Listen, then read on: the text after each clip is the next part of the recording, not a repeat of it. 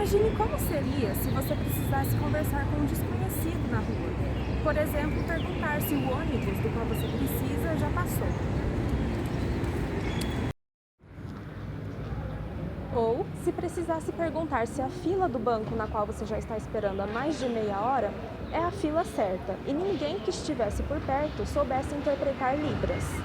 Ou então, imagine que você estivesse atravessando uma faixa de pedestres com pressa, porque o sinal já está quase abrindo para os carros, e no momento que precisasse subir bem rápido na calçada, percebesse que o rebaixamento está danificado. Ou pior, que não houvesse rebaixamento algum. Essas são algumas das dificuldades que as pessoas com deficiência, as PCDs, podem encontrar no dia a dia. De acordo com o levantamento de 2019 do IBGE, Instituto Brasileiro de Geografia e Estatística, 8,4% da população brasileira acima dos 2 anos de idade tem algum tipo de deficiência.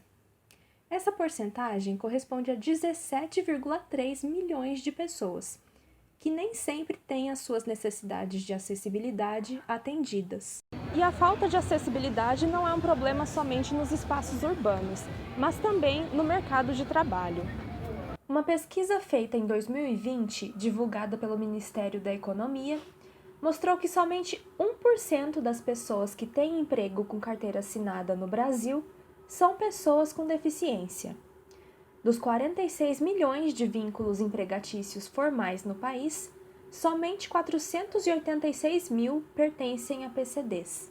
A Lei Brasileira de Inclusão da Pessoa com Deficiência, Lei nº 13.146, de 2015, tem o objetivo de assegurar e promover, em condições de igualdade, o exercício dos direitos e das liberdades fundamentais por pessoas com deficiência.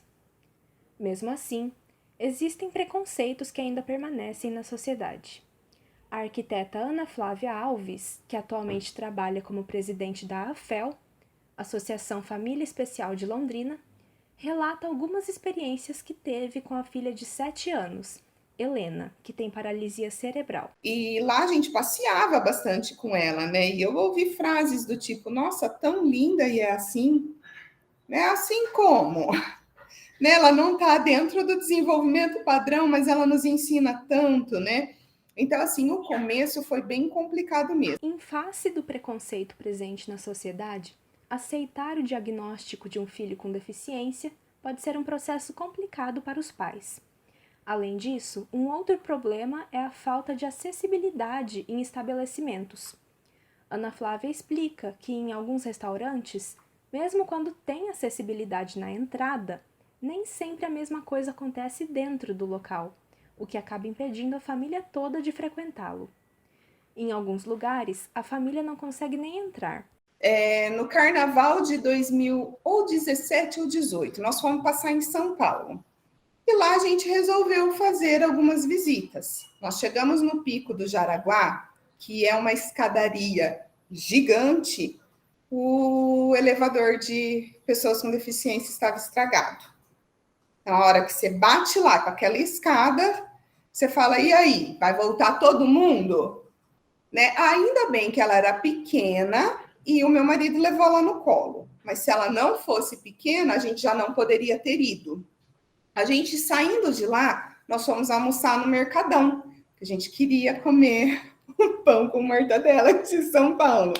O elevador estava estragado. Daí o meu marido com o irmão dele subiram a Helena pela cadeira nas escadas. Em outubro de 2020, o governo Jair Bolsonaro criou um decreto 10.502, que determinava a criação de escolas especializadas para crianças com deficiência.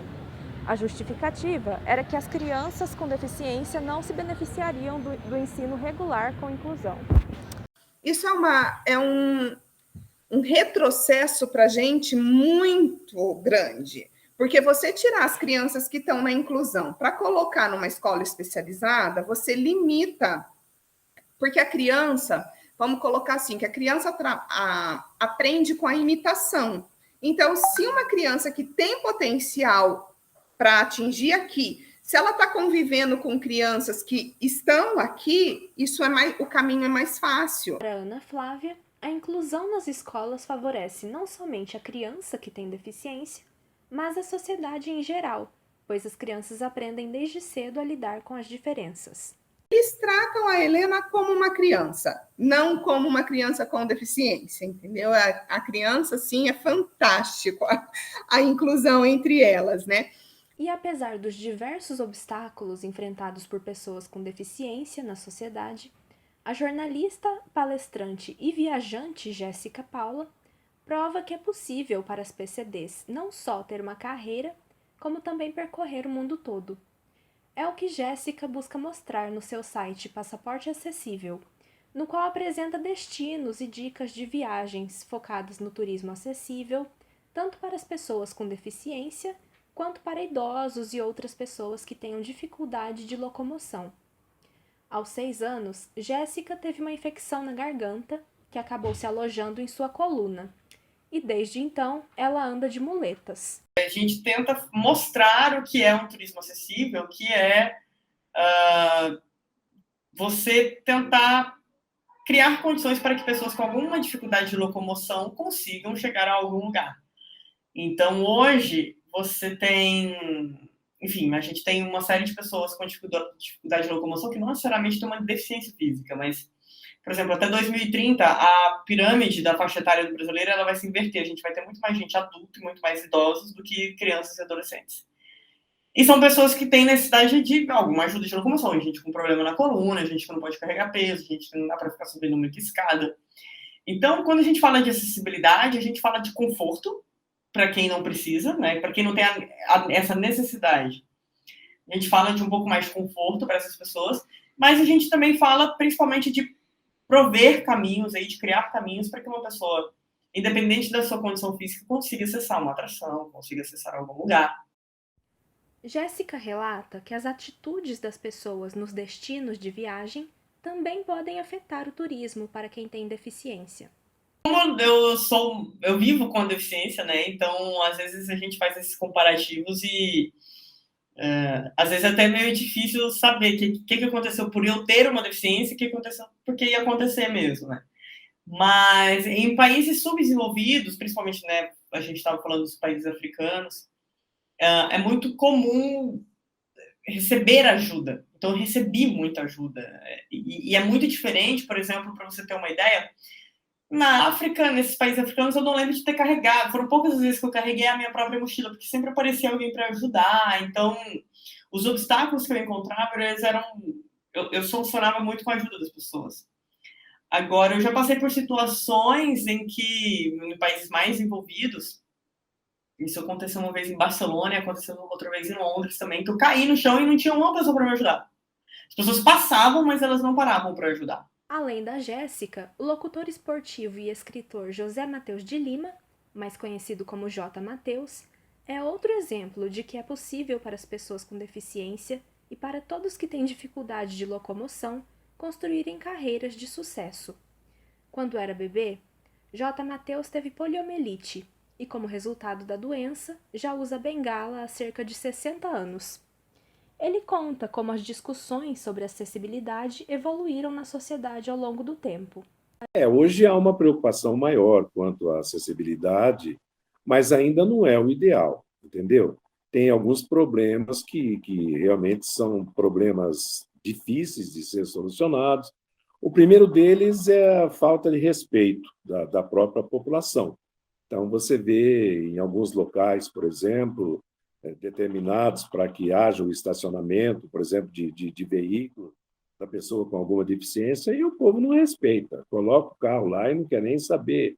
Inclusive, em alguns estabelecimentos, como o shopping center, por exemplo, que podia ter uma fiscalização maior, não existe esse tipo de fiscalização. Você reclama e não dá em nada.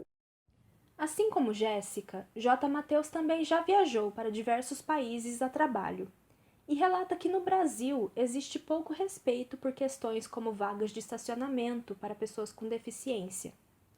Além de espaços públicos e comerciais, ele revela que já viu muitos prédios residenciais em Londrina que não se preocupam com a acessibilidade de todos os moradores e que ainda são necessárias melhores condições para quem tem dificuldade de se locomover nas ruas e calçadas. J. Mateus espera que o conhecimento sobre os diferentes tipos de acessibilidade que são necessários possa evoluir ainda mais com o passar do tempo. Mas é aquela história, eu acho que isso nós só vamos superar com o tempo, com a educação, com o respeito e principalmente com fiscalização. Se não houver fiscalização, não educa nunca, entendeu? Tem que, parou no lugar que não é dele, sem necessidade, multa. Essa é a única saída aqui. Se não sentir no bolso, a pessoa não sente no coração, essa é a verdade. Não somente a acessibilidade nos espaços urbanos, como também a inclusão social, é fundamental que a população em geral se conscientize e seja aliada das pessoas com deficiência em todas as suas reivindicações.